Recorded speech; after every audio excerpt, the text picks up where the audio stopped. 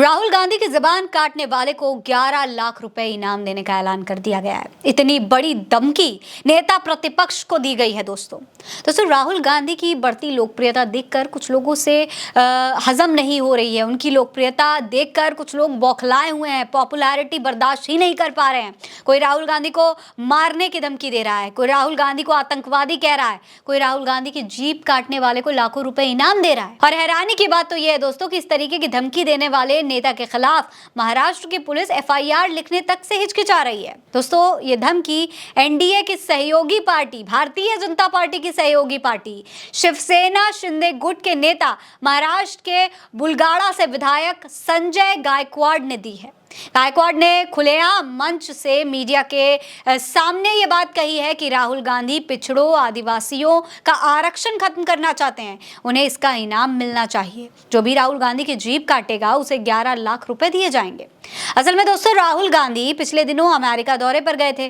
भारत में आरक्षण कब तक चलेगा, इस सवाल के जवाब में राहुल गांधी ने कहा था कि कांग्रेस तभी आरक्षण खत्म करने के बारे में सोचेगी जब देश में सभी को समान अवसर मिलने लगेगा। लेकिन फिलहाल भारत में ऐसी स्थिति नहीं है। दोस्तों उनके इस बयान पर भारतीय जनता पार्टी और एनडीए के नेताओं ने उनका काफी विरोध किया।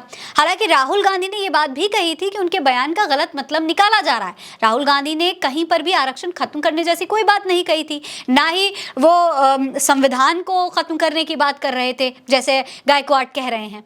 जबकि संजय गायकवाड़ ने यह भी कहा है दोस्तों कि कांग्रेस ने लोकसभा चुनाव में संविधान खतरे में होने का फर्जी नैरेटिव सेट करके वोट हासिल किया है।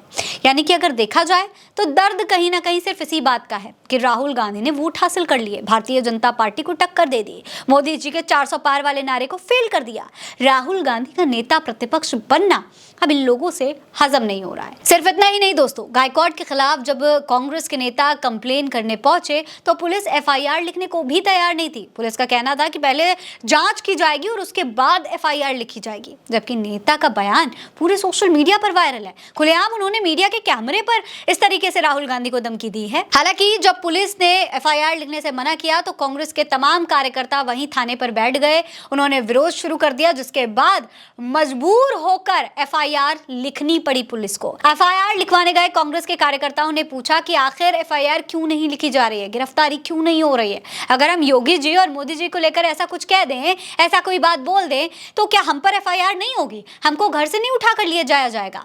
देखिए ये आप पहले एफआईआर करें फिर जांच करें। जांच एफआईआर के बाद होगी, पहले कैसे होगी?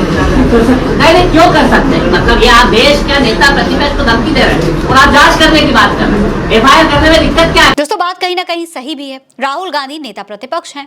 कोई इस तरीके से अगर धमकी दे सकता है तो कहीं ना कहीं राहुल गांधी की जान को खतरा भी हो सकता है। सोचिए दोस्तों, राहुल गांधी की जगह अगर मोदी जी और अमित शाह होते या फिर योगी आदित्यनाथ होते तो क्या इसी तरीके से किया जाता? हालांकि अब एफआईआर तो दर्ज हो गई है लेकिन अब तक गिरफ्तारी नहीं हुई है।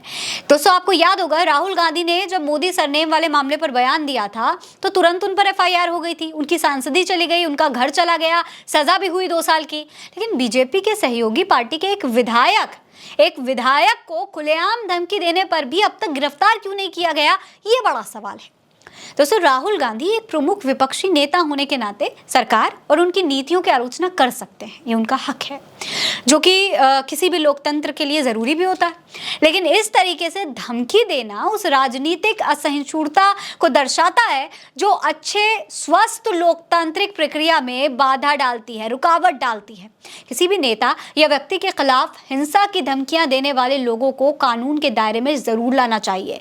आपको क्या लगता है? अपनी राय हमें कमेंट सेक्शन में लिखकर जरूर बताइएगा। ये खबर आप उल्टा चश्मा यूसी पर देख रहे हैं। मेरा नाम है फरीन अंसारी। आप रहें स्वस्थ मस्त, बस यही है दुआ हमारी। नमस्कार।